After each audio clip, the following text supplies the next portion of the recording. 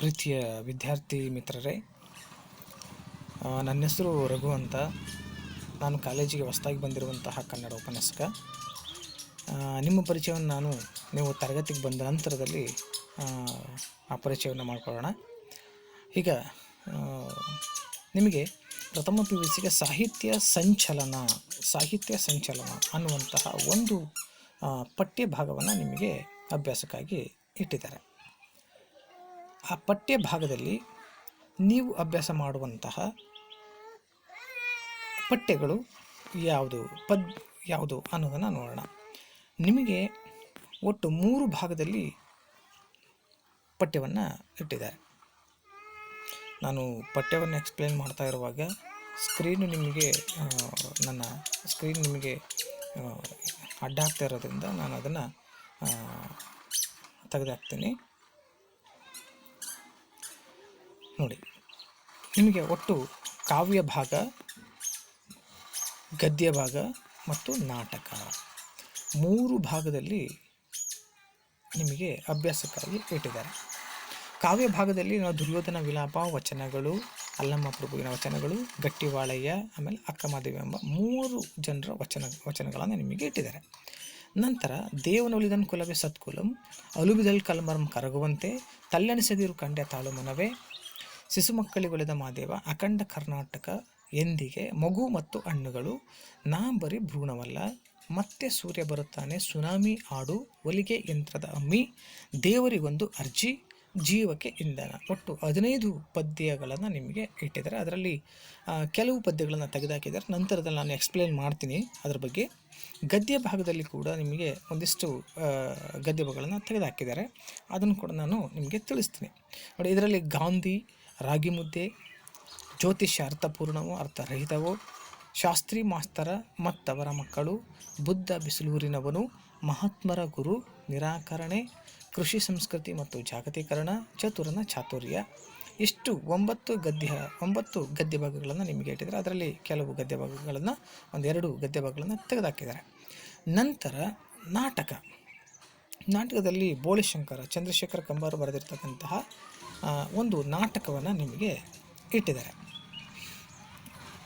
So ಇದಿಷ್ಟು ನಿಮಗೆ ಪರಿವಿಡಿಯಲ್ಲಿ ನಿಮಗೆ ಏನೇನು ಇದೆ, ಏನೇನು ಓದ್ಕೋಬೇಕು ಅನ್ನೋದ್ರ ಬಗ್ಗೆ. ನಿಮಗೆ ಮೊದಲ ಅಧ್ಯಾಯವೇ ದುರ್ಯೋಧನ ವಿಲಾಪ, ಹಳೆಗನ್ನಡದ ಒಂದು ಪದ್ಯ. ಕನ್ನಡ ಸಾಹಿತ್ಯವನ್ನು ನಾವು ಹಳೆಗನ್ನಡ, ನಡುಗನ್ನಡ ಮತ್ತು ಹೊಸಗನ್ನಡ ಅಂತೇಳಿ ವಿಭಾಗ ಮಾಡಿದರೆ, ಅದರಲ್ಲಿ ಹಳೆಗನ್ನಡದ ಭಾಗದಲ್ಲಿ ನಿಮಗೆ ರನ್ನನ ದುರ್ಯೋಧನ ವಿಲಾಪ ಅಂದರೆ ದುರ್ಯೋಧನ ವಿಲಾಪವನ್ನು ರನ್ನನು ಬರೆದಿರುವಂತಹ ಗದಾಯುದ್ಧ ಅಥವಾ ಸಾಹಸ ಭೀಮ ವಿಜಯ ಎನ್ನುವಂತಹ ಒಂದು ಕೃತಿಯಿಂದ ದುರ್ಯೋಧನ ವಿಲಾಪ ಮಾಡುವಂತಹ ಒಂದು ಭಾಗವನ್ನು ನಿಮಗೆ ಆಯ್ಕೆ ಮಾಡಿ ಇಟ್ಟು ಅದನ್ನು ಅಭ್ಯಾಸ ಮಾಡಲಿಕ್ಕೆ ಹೇಳ್ತಾ ಇದ್ದಾರೆ. ಅದಕ್ಕಿಂತ ಮುಂಚೆ ನಾವು ದುರ್ಯೋಧನ ವಿಲಾಪ ಪಠ್ಯಭಾಗವನ್ನು ನಾವು ನೋಡೋದಕ್ಕಿಂತ ಮುಂಚೆ ರನ್ನನ ಒಂದು ಪರಿಚಯವನ್ನು ನಾವು ನೋಡೋಣ. ಅದಕ್ಕಿಂತ ಮುಂಚೆ ರನ್ನ ತನ್ನ ಕೃತಿ ಬಗ್ಗೆ, ತನ್ನ ಬಗ್ಗೆ ಏನೆಲ್ಲ ಪ್ರಶಂಸೆಗಳನ್ನು ಮಾಡ್ತಾನೆ, ತನ್ನನ್ನು ಮತ್ತು ತನ್ನ ಕೃತಿಯನ್ನು ಪ್ರಶಂಸಿಸಿಕೊಳ್ಳುವ ಕೆಲಸವನ್ನು ಮಾಡ್ತಾನೆ. ಭಾಳ ಜನರಿಗೆ ತನ್ನನ್ನು ತಾನು ಪ್ರಶಂಸಿಸಿಕೊಳ್ಳುವ ಮತ್ತು ತನ್ನಲ್ಲಿ ನಂಬಿಕೆ ಇಲ್ಲದಿರ್ತಕ್ಕಂಥದ್ದನ್ನು ನಾವು ನೋಡ್ತೀವಿ. ಆದರೆ ರನ್ನ ಹಾಗಲ್ಲ. ರನ್ನ ತನ್ನ ಕೃತಿ ಬಗ್ಗೆ, ತನ್ನ ಬಗ್ಗೆ ತುಂಬ ಪ್ರಶಂಸೆಯನ್ನು ವ್ಯಕ್ತಪಡಿಸ್ತಾನೆ. ನೋಡಿ, ಆತ ಹೇಳ್ತಾನೆ, ಬಹುರತ್ನ ಗರ್ಭ ವಸುಂಧರ ಅಂತಾನೆ. ಅಂದರೆ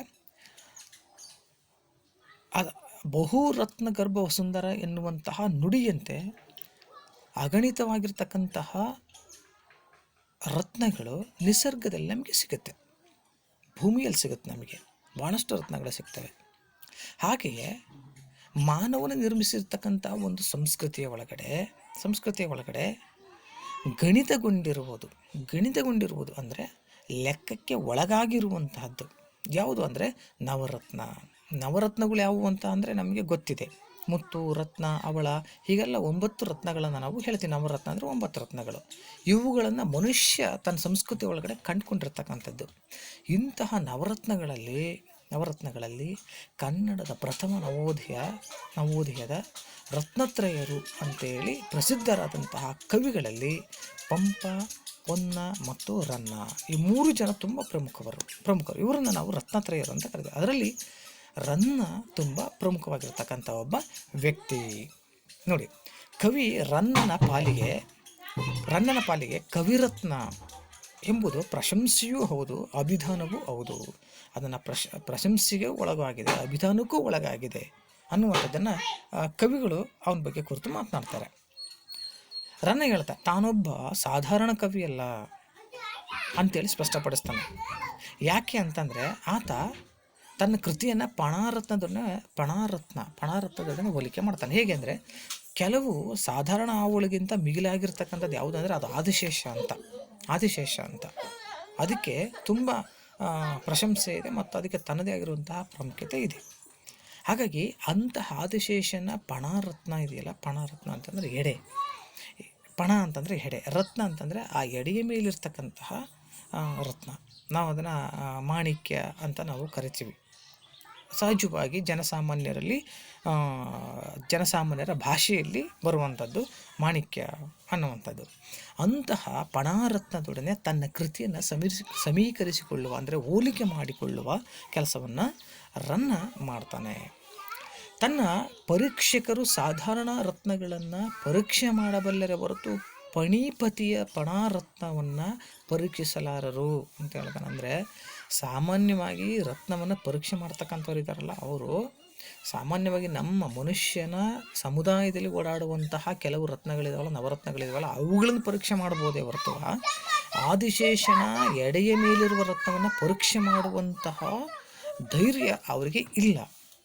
ಹಾಗೆಯೇ ಆ ಆದಿಶೇಷನ ಎಡೆಯ ಮೇಲಿರುವ ರತ್ನವನ್ನು ಪರೀಕ್ಷೆ ಮಾಡಲಿಕ್ಕೆ ಎಷ್ಟು ಭಯ ಇದೆಯೋ, ಎಷ್ಟು ಆತಂಕ ಇದೆಯೋ ಅಂತಹ ಕೃತಿ ನನ್ನದು ಅಂತ ಹೇಳ್ತಾನೆ. ಅಂತೆಯೇ ರನ್ನನ ಕೃತಿರತ್ನವನ್ನು ಪರೀಕ್ಷಕರು ಎನಿಸಿಕೊಂಡಂಥವರು, ಅಂದರೆ ರನ್ನನ ಕೃತಿಯನ್ನು ಪರೀಕ್ಷೆ ಮಾಡ್ತೀನಿ ಅಂತ ಅಂದ್ಕೊಂಡಂಥವ್ರು ಇದೆಯಲ್ಲ, ಅವರು ಪರೀಕ್ಷೆ ಮಾಡಲಿಕ್ಕೆ ಸಾಧ್ಯ ಇಲ್ಲ, ಪರೀಕ್ಷಿಸಲಾಗದು. ಒಂದು ವೇಳೆ ಅವರೇನಾದರೂ ಪರೀಕ್ಷೆ ಮಾಡ್ತೀನಿ ಅಂತ ಹೇಳಿದರೆ ಅಂಥವ್ರಿಗೆ ಏನಿರಬೇಕು ಅಂತಂದರೆ ಎಂಟೆರ್ದೆ ಅಂತಂದರೆ ಗಂಡೆದೆ ಇರಬೇಕು, ಗಟ್ಟಿಯಾದಂತಹ ಎದೆ ಇರಬೇಕು, ಧೈರ್ಯ ಇರಬೇಕು ಅಂತೇಳಿ ರನ್ನ ಮಾತಾಡ್ತಾ ಹೋಗ್ತಾನೆ. ಹಾಗಾಗಿ ಅಂತಹ ಕೃತಿಯನ್ನು ಪರೀಕ್ಷೆ ಮಾಡಲಿಕ್ಕೆ ಯಾರಿಗೂ ಸಾಧ್ಯ ಇಲ್ಲ ಅನ್ನುವಂಥದ್ದನ್ನು ಸವಾಲೊಡ್ಡುವಂತಹ ಕೆಲಸವನ್ನು ಮಾಡ್ತಾನೆ ರನ್ನ. ಈಗ ಆತನ ಜೀವನದ ಬಗ್ಗೆ ಒಂದಿಷ್ಟು ಮತ್ತು ಜೀವನದ ಬಗ್ಗೆ ನಾವು ಒಂದಿಷ್ಟು ಪರಿಚಯವನ್ನು ಮಾಡಿಕೊಳ್ಳೋಣ. ನೋಡಿ, ಬಾಗಲಕೋಟೆ ಜಿಲ್ಲೆಯ ಮುದವೊಳಲು ಅನ್ನುವಂತಹ ಒಂದು ಕುಗ್ರಾಮದಲ್ಲಿ ಕ್ರಿಸ್ತಶಕ 990 ಅಂತೇಳಿ ರಂಶ್ರೀ ಮುಗುಳಿಯವರು ಸೂಚಿಸ್ತಾರೆ. ಅಂದರೆ 990 ಅವನ ಕಾಲಘಟ್ಟ ಅಂತೇಳಿ ರಂಶ್ರೀ ಮುಗುಳಿಯವರು ತಮ್ಮ ಸಾಹಿತ್ಯ ಚರಿತ್ರೆಯಲ್ಲಿ ಹೇಳ್ತಾರೆ. ಇನ್ನು ಕೆಲವರು 904 ಹೀಗೆಲ್ಲ ವ್ಯತ್ಯಾಸ ಇದೆ. ಆದರೆ ಈಗ ಅನೇಕ ಕವಿಗಳು ಒಪ್ಕೊಂಡಿರ್ತಕ್ಕಂತಹ ಕಾಲ ಇದು 990 ಅನ್ನುವಂಥದ್ದು. ಜಾತಿಯಲ್ಲಿ ವೈಶ್ಯ, ವೃತ್ತಿಯಲ್ಲಿ ಬಳೆ ವ್ಯಾಪಾರ, ಧರ್ಮದಲ್ಲಿ ಜೈನ. ಆತ ಬಳೆ ವ್ಯಾಪಾರವನ್ನು ಮಾಡ್ತಾಯಿದ್ದ, ವಂಶ ಕೂಡ ಬಳೆ ವ್ಯಾಪಾರದ ವಂಶಸ್ಥರು. ಹಾಗಾಗಿ ಆತ ಅದನ್ನು ಮುಂದುವರಿಸಿಕೊಳ್ಳುವಂತಹ ಕೆಲಸವನ್ನು ಮಾಡ್ತಾನೆ. ಆತ ಧರ್ಮದಲ್ಲಿ ಜೈನನಾಗಿದ್ದ. ಇಂತಹ ರನ್ನ ತಾನು ಬರೆದಿರ್ತಕ್ಕಂತಹ ಕೃತಿಗಳು 3. ಅವು ಯಾವುವು ಅಂತಂದರೆ, ಒಂದು ಸಾಹಸ ಭೀಮ ವಿಜಯ, ಇನ್ನೊಂದು ತೀರ್ಥಂಕರ ಅಜಿತ ಪುರಾಣ, 3 ರನ್ನ ಕಂದ ಅಂತ. ಇದೊಂದು ನಿಘಂಟು, ಶಬ್ದಕೋಶ ಇದು. ಈ 3 ಕೃತಿಗಳನ್ನು ಆತ ಪರ್ಟಿಕ್ಯುಲರಾಗಿ ಬರೆದಿದ್ದಾನೆ ಮತ್ತು ಓದ್ತಾ ಇರತಕ್ಕಂಥದ್ದು ಸಿಕ್ಕಿರುವಂಥವುಗಳು. ಆದರೆ ಇನ್ನೂ ಕೆಲವು ಕೃತಿಗಳಿವೆ. ಅವು ಯಾವುವು ಅಂತಂದರೆ ಪರಶುರಾಮ ಚರಿತೆ, ಚಕ್ರೇಶ್ವರ ಚರಿತೆ. ಇವೆರಡೂ ಕೂಡ ರನ್ನನ ಹೆಸರಿನಲ್ಲಿ ಇದ್ದಾವೆ, ಆದರೆ ಇವು ಕೃತಿಗಳು ದೊರೆತಿಲ್ಲ ಅನ್ನುವಂತಹ ವಿಚಾರಗಳನ್ನು ಕವಿಗಳು ಸಾಹಿತ್ಯ ಚರಿತ್ರೆಯಲ್ಲಿ ದಾಖಲು ಮಾಡ್ತಾರೆ. ನೋಡಿ, ಈತನ ಗುರು ಅಜಿತ ಸೇನಾಚಾರ್ಯ. ಹಾಗೆಯೇ ಪೋಷಕರು ಅಂದರೆ ಆತನನ್ನು ಪೋಷಣೆ ಮಾಡಿರ್ತಕ್ಕಂಥವ್ರು, ಸಪೋರ್ಟಿವ್ ಆಗಿ ನಿಂತ್ಕೊಂಡಿರ್ತಕ್ಕಂಥವ್ರು ಅಂತಂದರೆ ಚಾವುಂಡರಾಯ ಮತ್ತು ಅತ್ತಿಮಬ್ಬೆ ಅನ್ನುವಂಥದ್ದು. ಆತನಿಗೆ ಆಸ್ಥಾನ ಕೊಟ್ಟಿರ್ತಕ್ಕಂಥವ್ರು ಅಥವಾ ಆಶ್ರಯದಾತ ಯಾರು ಅಂತಂದರೆ ಚಕ್ರವರ್ತಿಯಾದಂತಹ ಸತ್ಯಾಶ್ರಯ ಇರುವ ಬಿಡಂಗ ಅನ್ನುವಂಥದ್ದು. ತಂದೆ ಜೀನವಲ್ಲಭ ಅಬ್ಬಲಬ್ಬೆ, ಜಕ್ಕಿ ಮತ್ತು ಶಾಂತಿ ಎಂಬ ಇಬ್ಬರು ಹೆಂಡತಿಯರಿದ್ದರು. ಮತ್ತು ರಾಯ ಮತ್ತು ಅತ್ತಿಮಬ್ಬೆ ಅನ್ನುವಂತಹ ಇಬ್ಬರು ಮಕ್ಕಳನ್ನು ಕೂಡ ಪಡೆದಿದ್ದ. ಕನ್ನಡದ ಪ್ರಥಮ ನವೋದಯಕ್ಕೆ ಆದಿಕವಿ ಪಂಪ ಮುಂದಿನ ನೇಗಿಲಾದರೆ ರನ್ನನು ಮೂರನೇ ನೇಗಿಲು, ಎರಡನೇ ನೇಗಿಲು ಪೊನ್ನ ಅಂತೇಳಿ ವಿಮರ್ಶಕರು ಕರೀತಾರೆ. ಯಾಕೆ ಅಂತಂದರೆ ಕನ್ನಡದಲ್ಲಿ ತುಂಬ ಪ್ರಸಿದ್ಧಿಯನ್ನು ಪಡ್ಕೊಂಡಿರ್ತಕ್ಕಂಥವ್ರು, ಕನ್ನಡ ಸಾಹಿತ್ಯದಲ್ಲಿ ತುಂಬ ಹೆಸರು ಮಾಡಿರ್ತಕ್ಕಂಥವ್ರು, ವಿಶೇಷವಾಗಿ ಅವರು ಪಾಂಡಿತ್ಯವನ್ನು ತೋರಿಸಿರ್ತಕ್ಕಂಥವ್ರು ಅಂದರೆ ಅದು ಪಂಪ. ಹಾಗಾಗಿ ಸಾಹಿತ್ಯದಲ್ಲಿ ಉಳಿಮೆಯನ್ನು ಅಷ್ಟು ಮಟ್ಟಿಗೆ ವ್ಯವಸಾಯವನ್ನು ಉಳಿಮೆಯನ್ನು ಮಾಡಿರ್ತಕ್ಕಂಥವ್ರು ಅಂತಂದರೆ ಅದು ಪಂಪ. ಹಾಗಾಗಿ ಆತ ಮುಂದಿನ ನೇಗಿಲು, ಅವನ ದಾರಿಯಲ್ಲಿಯೇ ಬಂದಂಥವರು ಅಂತಂದರೆ ರನ್ನನು ಮೂರನೇ ನೇಗಿಲು. ಹಾಗೆ ಎರಡನೇ ನೇಗಿಲು ಯಾರು ಅಂತಂದರೆ ಪೊನ್ನ ಅಂತೇಳಿ ವಿಮರ್ಶಕರು ಕರೀತಾರೆ. ಹಾಗಿದ್ದರೆ ಇದಿಷ್ಟು ಆತನ ಪರಿಚಯ ಆದರೆ, ಆತ ತನ್ನ ಗದಾಯುದ್ಧ ಅಥವಾ ಸಾಹಸ ಭೀಮ ವಿಜಯ ಕೃತಿಯನ್ನು ಯಾವ ತಂತ್ರದಲ್ಲಿ ಬರಿತಾ ಹೋಗ್ತಾನೆ? ಯಾವ ತಂತ್ರದಲ್ಲಿ? ನಿಮಗಿರುವಂತಹ ಪಠ್ಯಕ್ರಮ ಕೂಡ ದುರ್ಯೋಧನ ವಿಲಾಪ ಕೂಡ ಸಾಹಸ ಭೀಮ ವಿಜಯ ಅಥವಾ ಗದಾಯುದ್ಧದಿಂದನೇ ಆಯ್ಕೆ ಮಾಡಿಕೊಂಡಿರ್ತಕ್ಕಂತಹ ಒಂದು ಕಾವ್ಯ ಭಾಗ. ಆತ ಆ ಕಾವ್ಯವನ್ನು ಯಾವ ತಂತ್ರದ ಮೂಲಕ ಅದನ್ನು ಹೇಳ್ತಾ ಹೋಗ್ತಾನೆ? ಇಡೀ ಕನ್ನಡ ಸಾಹಿತ್ಯದಲ್ಲಿ ಈ ತಂತ್ರವನ್ನು ಯಾರು ಕೂಡ ಇಷ್ಟರ ಮಟ್ಟಿಗೆ ಬಳಸಿರ್ತಕ್ಕಂಥದ್ದನ್ನು ನಾವು ನೋಡಿಲ್ಲ. ಹಾಗಾಗಿ ಆತ ಹೇಗೆ ಕೃತಿಯನ್ನು ವಿಶ್ಲೇಷಣೆ ಮಾಡ್ತಾ ಹೋಗ್ತಾನೆ, ಹೇಳ್ತಾ ಹೋಗ್ತಾನೆ ಅನ್ನೋದನ್ನು ನಾವು ಚರ್ಚೆ ಮಾಡೋಣ. ನೋಡಿ, ರನ್ನ ಕವಿಯು ಸಿಂಹಾವಲೋಕನ ಕ್ರಮದಲ್ಲಿ ಗದಾಯುದ್ಧವನ್ನು ಬಹಳಷ್ಟು ನಿರೂಪಿಸುವಾಗ ದುರ್ಯೋಧನನ ಬಹಳಷ್ಟು ಮಂದಿ ವಿಮರ್ಶಕರು ಫ್ಲ್ಯಾಶ್ ಬ್ಯಾಕ್ ಟೆಕ್ನಿಕ್ ಅಥವಾ ಪೂರ್ವ ನಿರೂಪಣಾ ತಂತ್ರ ಅಂತೇಳಿ ವ್ಯವಹರಿಸ್ತಾರೆ. ಏನು ಸಿಂಹಾವಲೋಕನ ಕ್ರಮ ಅಂತಂದರೆ ಏನು, ಫ್ಲ್ಯಾಶ್ ಬ್ಯಾಕ್ ಟೆಕ್ನಿಕ್ ಅಂತಂದರೆ ಏನು ನೋಡಿ. ಸಿಂಹಾವಲೋಕನ ಕ್ರಮ, ಸಿಂಹ ನಡೆದುಕೊಂಡು ಹೋಗುವಾಗ ಮತ್ತೆ ವಾಪಸ್ಸು ತಾನು ನಡೆದು ಬಂದಿರತಕ್ಕಂಥ ಹಿಂದಿನ ದಾರಿಯನ್ನು ತಿರುಗಿ ವಾಪಸ್ ನೋಡುತ್ತೆ. ಅದು ಅವಲೋಕನ ಅಂತಂದರೆ ಗಮನಿಸುವಂಥದ್ದು, ಹಿಂದಿನ ನಡೆದು ಬಂದ ದಾರಿಯನ್ನು ಗಮನಿಸುವಂಥದ್ದು. ಸಿಂಹ ಆ ಕೆಲಸವನ್ನು ಮಾಡುತ್ತೆ, ಸುಮ್ಮನೆ ಹೋಗೋದಿಲ್ಲ. ತಾನು ನಡೆದು ಬಂದಿರತಕ್ಕಂಥ ದಾರಿಯನ್ನು ತುಂಬ ಸ್ಪಷ್ಟವಾಗಿ ನೋಡುತ್ತೆ, ಅವಲೋಕನ ಮಾಡುತ್ತೆ. ಹಾಗಾಗಿ ಅಂತಹ ಒಂದು ಕ್ರಮದಲ್ಲಿ ಗದಾಯುದ್ಧವನ್ನು ರನ್ನ ನಿರೂಪಿಸ್ತಾನೆ. ಅದನ್ನು ಭಾಳಷ್ಟು ಜನ ವಿಮರ್ಶಕರು ಏನು ಹೇಳ್ತಾರೆ ಅಂತಂದರೆ ಫ್ಲ್ಯಾಶ್ ಬ್ಯಾಕ್ ಟೆಕ್ನಿಕ್ ಅಂದರೆ ಪೂರ್ವ ನಿರೂಪಣಾ ತಂತ್ರ ಅಂತ ಕರೀತಾರೆ. ನೀವು ಸಿನಿಮಾಗಳನ್ನು ನೋಡಿರ್ಬೋದು. ಉದಾಹರಣೆಗೆ ನಾನು ಈಗ ಕಲಾಸಿಪಾಳ್ಯ ಸಿನಿಮಾ ನೋಡಿದ್ದೀರಿ ನೀವು. ದರ್ಶನ್ ಯಾವುದೋ ಒಂದು ಒಳ್ಳೆಯ ಭಾಗದಲ್ಲಿ ಮಲಗಿದಾಗ ಅವನಿಗೆ ಎಚ್ಚರ ಆಗುತ್ತೆ. ಏನಂತ, ನಾನು ಯಾರು? ನಾನು ಕೆಂಚ. ಅಲ್ಲಿಂದ ಓಪನ್ ಆಗ್ತಾ ಹೋಗುತ್ತೆ ಫ್ಲ್ಯಾಶ್ ಬ್ಯಾಕ್. ಸೊ ಹಾಗೆಯೇ ರನ್ನ ಕೂಡ ಸಿಂಹ ನಡೆದು ಬಂದಂತಹ ಒಂದು ನಡೆಯುವಂತಹ ಕ್ರಮ ಇದೆಯಲ್ಲ, ಸಿಂಹ ಮಾಡುವಂಥ ಅವಲೋಕನ ಕ್ರಮ ಇದೆಯಲ್ಲ, ಆ ಅವಲೋಕನ ಕ್ರಮವನ್ನು ಆತ ಅನುಸರಿಸ್ತಾನೆ. ವಿಮರ್ಶಕರು ಅದನ್ನು ಫ್ಲ್ಯಾಶ್ ಬ್ಯಾಕ್ ಟೆಕ್ನಿಕ್ ಅಥವಾ ಪೂರ್ವ ನಿರೂಪಣಾ ತಂತ್ರ ಅಂತೇಳಿ ಕರೀತಾನೆ. ನೋಡಿ, ಇದಿಷ್ಟು ಆತನ ತಂತ್ರ, ಅವನು ಕಾವ್ಯವನ್ನು ರಚಿಸುವಂತಹ ತಂತ್ರ. ಮಹಾಭಾರತದ ಅಂತಿಮ ಘಟ್ಟವನ್ನು ಕಥಾವಸ್ತುವನ್ನಾಗಿ ಆರಿಸಿಕೊಂಡಂತಹ ರನ್ನ ಮಹಾಭಾರತದ ಅಂತಿಮ ಅಧ್ಯಾಯ ಅದು ಮಹಾಭಾರತದ ಅಂತಿಮ ಕಥಾವಸ್ತು ಅದನ್ನು ಆರಿಸಿಕೊಂಡಂತಹ ರನ್ನ ತನ್ನ ಕಾವ್ಯದಲ್ಲಿ ಬರುವ ಮುಖ್ಯ ಪಾತ್ರಗಳ ಸಂದರ್ಭಾನುಸಾರವಾಗಿ ಒಂದೊಂದು ಮಾತನ್ನು ಹೇಳಿಸಿ ಹಿಂದೆ ನಡೆದು ಹೋದ ಘಟನೆಗಳನ್ನು ಸಹೃದಯರಿಗೆ ನೆನಪಿಸುತ್ತಾ ಹೋಗ್ತಾನೆ. ಇದನ್ನೇ ಆತ ಸಿಂಹಾವಲೋಕನ ಕ್ರಮ ಅಂತ ಕರೀತಾನೆ. ಅಂದರೆ ನೋಡಿ, ಆ ಕಾವ್ಯ ಭಾಗದಲ್ಲಿ ಬರುವಂತಹ ಮುಖ್ಯ ಪಾತ್ರಗಳೇನಿದೆ ಅವುಗಳನ್ನು ಸಂದರ್ಭೋಚಿತವಾಗಿ ಒಂದೊಂದು ಮಾತನ್ನು ಹೇಳಿಸಿ ಹಿಂದೆ ನಡೆದು ಮತ್ತೆ ಘಟನೆಗಳನ್ನು ಸಹೃದಯರಿಗೆ ನೆನಪಿಸುವಂತಹ ಕೆಲಸವನ್ನು ಮಾಡ್ತಾರೆ. ಉದಾಹರಣೆಗೆ ದುರ್ಯೋಧನ ವಿಲಾಪದಲ್ಲೇ ನೀವು ಮೊದಲು ದ್ರೋಣಾಚಾರ್ಯರು ಸಿಗ್ತಾರೆ ಆತನಿಗೆ. ದ್ರೋಣಾಚಾರ್ಯರ ಏನು ಮಾಡ್ತಾರೆ, ದ್ರೋಣಾಚಾರ್ಯರು ಸಿಕ್ಕಾಗ ದ್ರೋಣರ ಬಗ್ಗೆ ದುರ್ಯೋಧನ ಒಂದಿಷ್ಟು ನೆನ್ಪು ಮಾಡ್ಕೊಳ್ತಾನೆ. ಅವರ ಶೌರ್ಯ, ಸಾಹಸ ಇವೆಲ್ಲ ನೆನ್ಪು ಮಾಡ್ಕೊಳ್ತಾನೆ. ನಂತರದಲ್ಲಿ ಮತ್ತೆ ಯಾರು ಸಿಗ್ತಾರೆ, ಅವರು ಹೇಗಿದ್ದರು, ದುಶ್ಯಾಸನ ಸಿಗ್ತಾನೆ. ದುಶ್ಯಾಸನ ಹೇಗಿದ್ದ ತನ್ನ ಜೊತೆಗೆ, ಕರ್ಣ ಸಿಗ್ತಾನೆ. ಕರ್ಣ ಹೇಗಿದ್ದಾರೆ ತನ್ನ ಜೊತೆಗೆ ಅನ್ನೋದನ್ನು, ಹಿಂದೆ ಹೇಗಿದ್ದರು ಅನ್ನೋದನ್ನು ತಾನು ನೆನ್ಪು ಮಾಡ್ಕೊಳ್ತಾನೆ ಮುಂದುವರೆದು ಹೋಗ್ತಾನೆ. ಹಾಗೆ ಅದನ್ನು ಸಿಂಹಾವಲೋಕನ ಕ್ರಮ ಅಂತೇಳಿ ಕರೀತಾನೆ.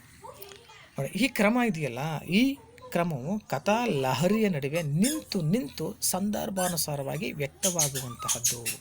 ಅಂದರೆ ಕಥಾ ಲಹರಿ ನಡುವೆ ನಿಂತು ಈಗ ಕರ್ಣ ಸಿಗ್ತಾನೆ, ಕರ್ಣ ನಂತರ ನಿಂತ್ಕೊಳ್ಳುತ್ತೆ ಕಾವ್ಯ. ಕರ್ಣನ ಬಗ್ಗೆ ಪೂರ್ತಿ ಮಾತಾಡ್ತಾ ಹೋಗುತ್ತೆ. ಕರ್ಣನ ಬಗ್ಗೆ ಮುಗಿದ ಮೇಲೆ ಮತ್ತೊಬ್ಬರ ಹತ್ರ ಹೋಗುತ್ತೆ, ಅವ್ರ ಬಗ್ಗೆ ಮಾತಾಡ್ತಾ ಹೋಗುತ್ತೆ. ಅವ್ರ ಬಗ್ಗೆ ಸಂಪೂರ್ಣವಾಗಿ ವಿಚಾರಗಳನ್ನು ದುರ್ಯೋಧನ ಮೂಲಕ ನೆನಪು ಮಾಡ್ತಾ ಕಾವ್ಯವನ್ನು ನಿಲ್ಲಿಸಿ ಮತ್ತೆ ಅವರು ಮುಗಿಸ್ಕೊಂಡು ಮತ್ತೆ ಮುಂದೆ ಹೋಗುವಂಥ ಕೆಲಸಗಳನ್ನು ಮಾಡ್ತಾನೆ. ಹಾಗಾಗಿ ಸಂದರ್ಭಾನುಸಾರವಾಗಿ ವ್ಯಕ್ತವಾಗುವಂಥದ್ದು ಮತ್ತು ಇದರಲ್ಲಿ ಸಹಜವಾಗಿಯೇ ಯಾವುದೇ ಅನುಕ್ರಮ ಇರುವುದಿಲ್ಲ. ಅನುಕ್ರಮ ಅಂತಂದರೆ ಯಾವುದನ್ನು ಯಥಾವತ್ತಾಗಿ ಅನುಸರಿಸುವಂತಹ, ಬೇರೆ ಇನ್ಯಾವುದೋ ಒಂದು ಕಾಪಿ ಮಾಡುವಂತಹ ಕೆಲಸವನ್ನು ರನ್ನ ಮಾಡೋದಿಲ್ಲ. ಇದಿಷ್ಟು ರನ್ನನ ಕೃತಿಯ ಪರಿಚಯ ಮತ್ತು ಆತನ ಪರಿಚಯ, ಅವನ ಹುಟ್ಟು, ಜೀವನ ಮತ್ತು ಆತನ ಕೃತಿಯ ತಂತ್ರದ ಬಗ್ಗೆ ನಾನು ಮಾತಾಡಿದ್ದು. ನಂತರದಲ್ಲಿ ನಾವು ಅಧ್ಯಾಯಕ್ಕೆ ಹೋಗೋಣ.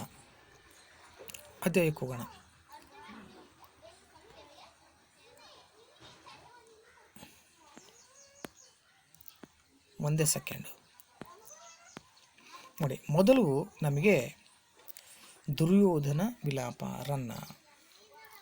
ಮೊದಲು ನಾವು ಆ ಬಾಕ್ಸಲ್ಲಿ ಏನಿದೆ ಅದರಲ್ಲಿ ಯಾವ ವಿಚಾರಗಳನ್ನು ಹೇಳಿದ್ದಾರೆ ಅದನ್ನು ನಾವು ಗಮನಿಸೋಣ. ಮೊದಲು ನೋಡಿ, ದುರ್ಯೋಧನ ವಿಲಾಪ ರನ್ನ. ಯುದ್ಧ ಜೀವನಾಶಕ ವಿದ್ಯೆ.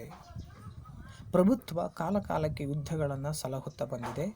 ಆಧುನಿಕ ಸಮಾಜವನ್ನು ಈ ಭೂತ ಬಿಟ್ಟಿಲ್ಲ. ಹಿರೋಶಿಮಾ, ನಾಗಸಾಕಿ ದುರಂತಗಳೇ ಇದಕ್ಕೆ ಸಾಕ್ಷಿ.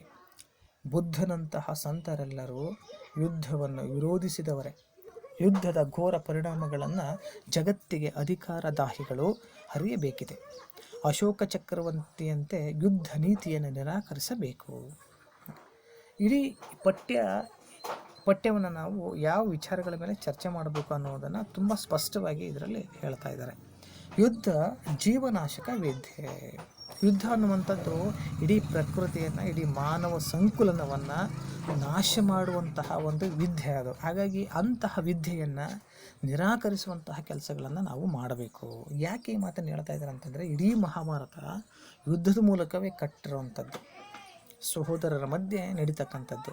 ಆ ಯುದ್ಧದಿಂದಾಗಿ ಎಷ್ಟೋ ಸಾಮಾನ್ಯ ಜನರು ನಾಶ ಆಗೋಗಿದ್ದಾರೆ, ರಕ್ತಪಾತ ಆಗೋಗಿದೆ. ಹಾಗಾಗಿ ಅದೊಂದು ಜೀವನಾಶಕ ವಿದ್ಯೆ ಅನ್ನುವಂಥದ್ದನ್ನು ಇಲ್ಲಿ ಹೇಳ್ತಾ ಇದ್ದಾರೆ.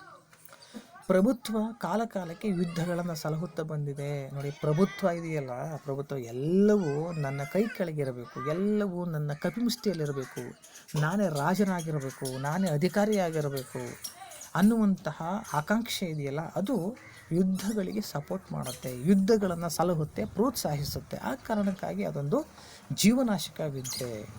ಹಾಗಾಗಿ ಅದನ್ನು ನಾವು ಸಲಹುವಂಥ ಕೆಲಸಗಳನ್ನು ಇತಿಹಾಸದುದ್ದಕ್ಕೂ ಮಾಡ್ತಾ ಬಂದಿದ್ದೀವಿ. ಅದು ತಪ್ಪು. ಆ ಕಾರಣಕ್ಕಾಗಿ ಜೀವನಾಶ ಆಗ್ತಾ ಇದೆ ಅನ್ನುವಂಥದ್ದನ್ನು ನಾವು ಇಲ್ಲಿ ಅರ್ಥ ಮಾಡ್ಕೊಳ್ಬೇಕಾಗಿದೆ. ಆಧುನಿಕ ಸಮಾಜವನ್ನು ಈ ಭೂತ ಬಿಟ್ಟಿಲ್ಲ. ನೋಡಿ, ಇತಿಹಾಸ, ಪುರಾಣ, ಕಾವ್ಯ ಭಾಗಗಳಲ್ಲಿ ನಾವು ಯುದ್ಧಗಳನ್ನು ನೋಡಿದ್ದೀವಿ, ಕೇಳಿದ್ದೀವಿ. ಅದರಿಂದ ಆಗುವಂತಹ ನಷ್ಟ ಮತ್ತು ಜೀವನಾಶಕ ಇವೆಲ್ಲವನ್ನು ನೋಡಿದ್ದೀವಿ. ಆದರೂ ಕೂಡ ಅದು ಇತಿಹಾಸವನ್ನು ಬಿಟ್ಟಿಲ್ಲ, ಪುರಾಣವನ್ನೂ ಬಿಟ್ಟಿಲ್ಲ. ಅಷ್ಟೇ ಏಕೆ ಈಗಿನ ಆಧುನಿಕ ಸಮಾಜವನ್ನೂ ಬಿಟ್ಟಿಲ್ಲ. ಆಧುನಿಕ ಸಮಾಜವನ್ನು ಬಿಟ್ಟಿಲ್ಲ. ಅದಕ್ಕೆ ಎಕ್ಸಾಂಪಲ್ ಆಧುನಿಕ ಸಮಾಜ ನಾಶ ಆಗಲಿಕ್ಕೆ ಒಂದು ಎಕ್ಸಾಂಪಲ್ ಕೊಟ್ಟಿದ್ದಾರೆ ಇಲ್ಲಿ. ಏನಂದ್ರೆ ನೋಡಿ, ಹಿರೋಶಿಮಾ ಮತ್ತು ನಾಗಸಾಕಿ ದುರಂತಗಳು ಇದಕ್ಕೆ ಸಾಕ್ಷಿ. ಇವತ್ತಿಗೂ ನಾವು ಇವತ್ತಿಗೂ ಓದ್ತಾ ಇದ್ದೀವಿ. ಹಿರೋಶಿಮಾ ಮತ್ತು ನಾಗಸಾಕಿ ಅಮೇರಿಕ ತನ್ನ ಜಪಾನ್ನಲ್ಲಿ ಬರುವಂಥ ಹಿರೋಶಿಮಾ ಮತ್ತು ನಾಗಸಾಕಿಗೆ ಅಣುಬಾಂಬನ್ನು ಹಾಕಿದಾಗ ಅದೆಷ್ಟು ಸರ್ವನಾಶ ಆಯಿತು ಅನ್ನುವಂಥದ್ದನ್ನು ಈಗಲೂ ಕೂಡ ಅಲ್ಲಿ ಹುಟ್ಟುವಂತಹ ಮಕ್ಕಳು ಏನಾಗ್ತಾ ಇದ್ದಾವೆ, ಅಂಗವೈಕಲ್ಯತೆಯಿಂದ ಹುಡ್ತಾ ಇದ್ದಾವೆ. ಸೊ ಹಾಗಾಗಿ ಇವತ್ತಿಗೂ ಕೂಡ ನಾವು ಯುದ್ಧವನ್ನು ಮಾಡೋದನ್ನು ನಿಲ್ಲಿಸಿಲ್ಲ. ಅದು ಪ್ರಪಂಚವನ್ನು ನಾಶ ಮಾಡುತ್ತೆ. ನೋಡಿ, ಯುದ್ಧವನ್ನು ಬುದ್ಧನಂಥ ಸಂತರು ಎಲ್ಲರೂ ಕೂಡ ಯುದ್ಧವನ್ನು ವಿರೋಧಿಸಿದವರೇ ಇದ್ದಾರೆ. ಉದಾಹರಣೆಗೆ ನೀವು ಅಶೋಕನಾಗಿರ್ಬೋದು ಅಥವಾ ಕನಕದಾಸ ಆಗಿರ್ಬೋದು, ಅಶೋಕ ಚಕ್ರವರ್ತಿ ಆಗಿರ್ಬೋದು, ಇವರೆಲ್ಲರೂ ಕೂಡ ಯುದ್ಧವನ್ನು ವಿರೋಧಿಸಿರ್ತಕ್ಕಂಥವರೇ ಇವರೆಲ್ಲರೂ ಕೂಡ. ಹಾಗಾಗಿ ಯಾತಕ್ಕಾಗಿ ಯುದ್ಧ ಆಗ್ತಾ ಇದೆ ಅಂತಂದರೆ ಅಧಿಕಾರಕ್ಕಾಗಿ ಯುದ್ಧ ಆಗ್ತಾ ಇದೆ. ಅಧಿಕಾರಕ್ಕಾಗಿ ನಡೆಯುವಂತಹ ಘೋರವಾದಂತಹ ಯುದ್ಧ ಏನಿದೆ ಇದನ್ನು ನಾವು ವಿರೋಧಿಸಬೇಕಾಗಿದೆ. ಅದನ್ನು ಪೋಷಿಸುವಂತಹ ಕೆಲಸವನ್ನು ಮಾಡ್ತಾ ಇದ್ದೀವಿ ಅನ್ನುವಂಥದ್ದನ್ನು. ಅದಕ್ಕೆ ಎಕ್ಸಾಂಪಲ್ ಕೊಟ್ಟಿದೆ. ಅಶೋಕ ಚಕ್ರವರ್ತಿ ಅಂತ ಯುದ್ಧ ನೀತಿಯನ್ನು ನಿರಾಕರಿಸಬೇಕು ಅಂತ.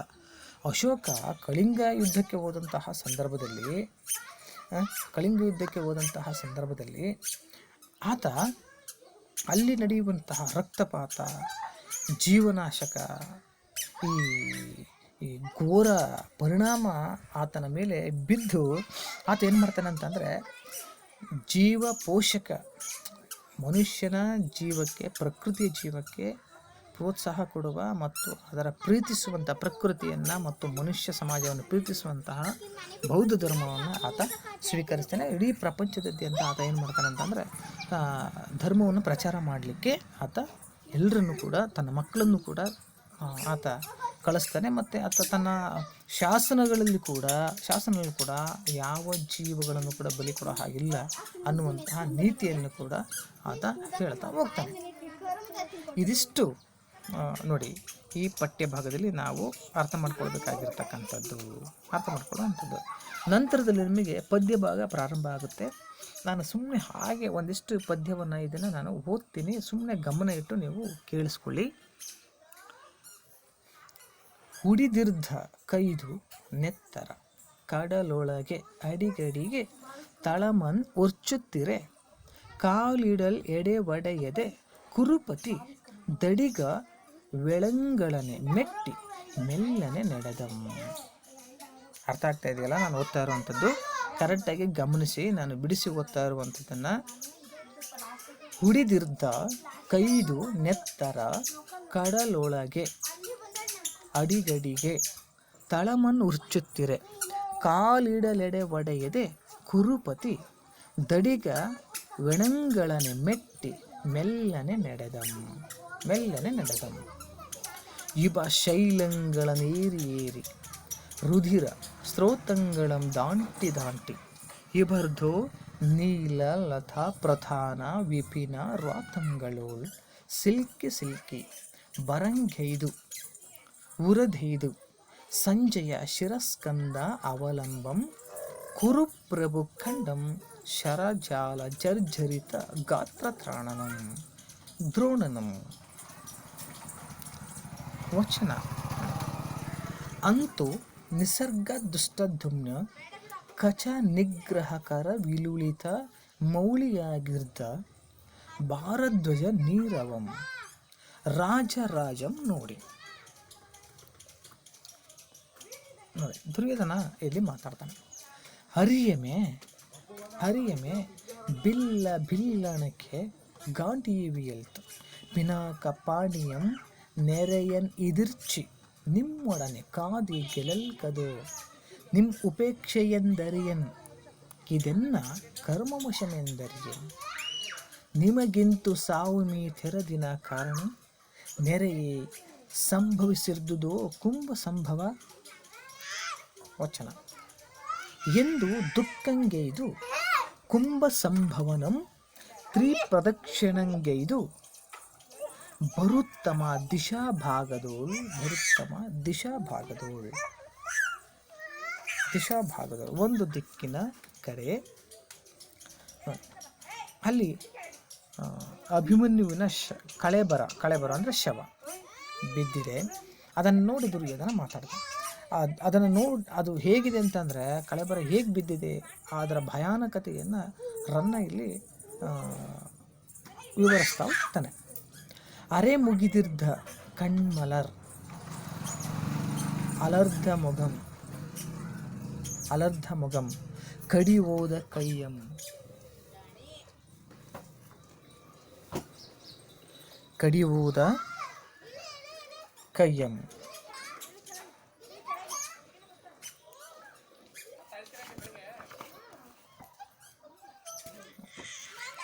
ಇನ್ನೊಂದ್ಸರಿ ಓದ್ತೀನಿ ನೋಡಿ, ಕರೆಕ್ಟಾಗಿ ಗಮನ ಇಟ್ಟು ಕೇಳಿ.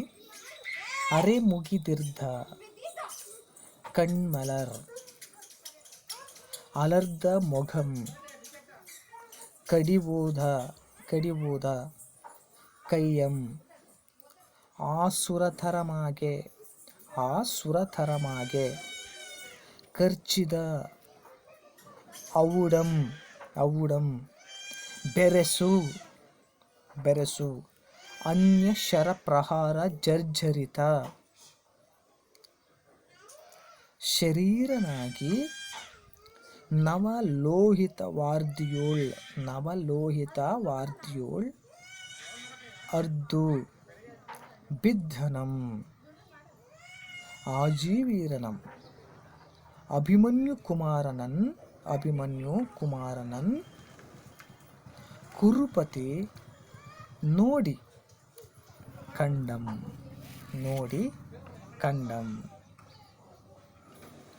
ಇದಿಷ್ಟು ಇವತ್ತಿನ ತರಗತಿಯಲ್ಲಿ ನಾವು ಚರ್ಚೆ ಮಾಡತಕ್ಕಂಥ ಒಂದು ವಿಚಾರ. ನಂತರದ ತರಗತಿಯಲ್ಲಿ ಈ ಪದ್ಯ ಭಾಗಗಳನ್ನು ಮತ್ತೆ ನಾವು ನಿಧಾನವಾಗಿ ಒಂದೊಂದೇ ಭಾಗವನ್ನು, ಒಂದೊಂದೇ ಪದಗಳನ್ನು ಬಿಡಿಸಿ ಅದರ ವಿಶ್ಲೇಷಣೆಯನ್ನು ನಾವು ನೋಡೋಣ. ಇಲ್ಲಿಗೆ ಈ ತರಗತಿಯನ್ನು ನಿಲ್ಲಿಸೋಣ. ಧನ್ಯವಾದ.